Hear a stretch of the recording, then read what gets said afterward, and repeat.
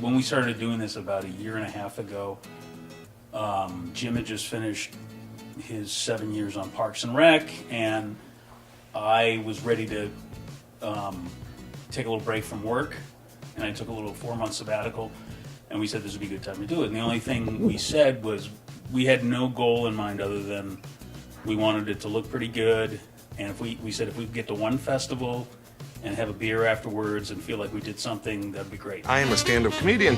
You ain't no stand-up. Not yet, but I'm on my way to Las Vegas. If Jim was here, he'd say the same thing. He does a lot of broad comedy on television, and he's used to being broad and, you know, big and going for the joke. And I'm like, we're not going to do any of that. We're gonna plow through the dialogue. We're gonna play it very deadpan. He goes, that's a funny line. Should I stop for that? I'm like, no, just keep going.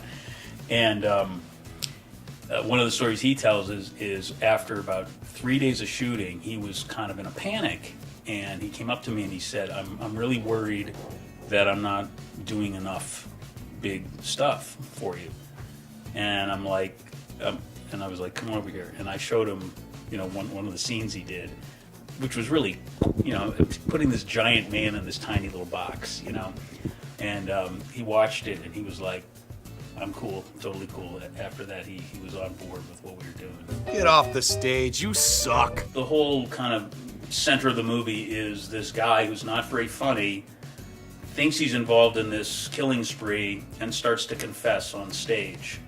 And people think that's his routine. He's covered in blood, and he gets huge laughs, and it starts to feed on him, and it's almost like he needs this to keep the comedy going, and he's fighting it, and he's got his friend and his sidekick who has got him on a short leash and winding the whole thing up.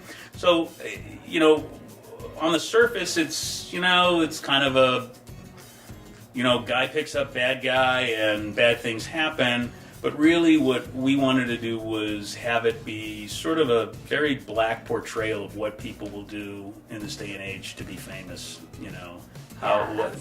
What the lengths they'll go to do it. Look at me, I'm busting a gut. What do I hope that people will take away from it? Yeah. I go 90% of the movies I go to, I don't think twice about them when I walk out the door. So if somebody thinks 30 seconds about this film after the credits roll, I'm really excited. You're at the top of Whistler Mountain, and the gondola is closed. How are you going to get down the mountain? I'll tell you how, because I'm a skier. But I'm going to take the blue trails down. That's what I'm going to do. Okay.